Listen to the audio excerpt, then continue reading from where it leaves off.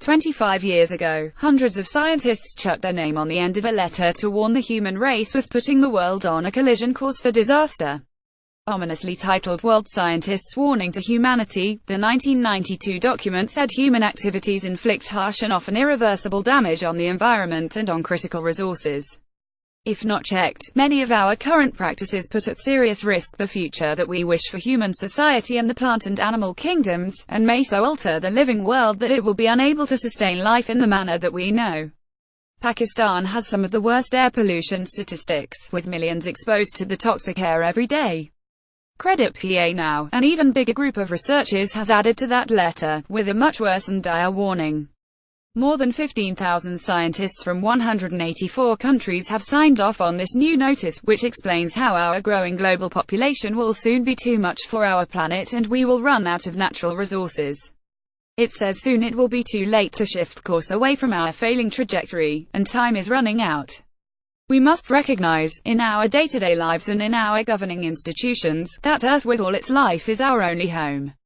The only saving grace contained in the letter was that the hole in the ozone has improved, but that's a very small win compared with the shitstorm we're creating.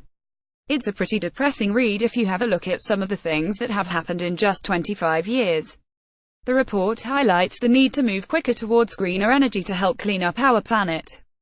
Credit PA, according to their data, which was obtained from a range of sources so as to not have biased information, nearly 300 million acres of forest have been cleared, and ocean dead zones, where pollution is so severe that virtually nothing can survive, have increased by 75%.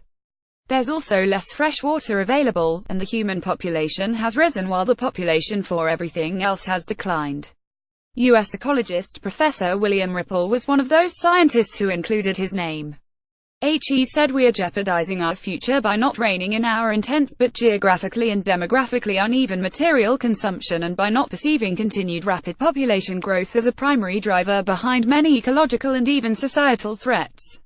He, along with every other signatory, is hoping people will take notice of some of the things happening to our planet and collectively help to change our collision course. The new letter pointed to the idea that if the world can act to close the hole in the ozone, then it can do it again for these other pressing issues.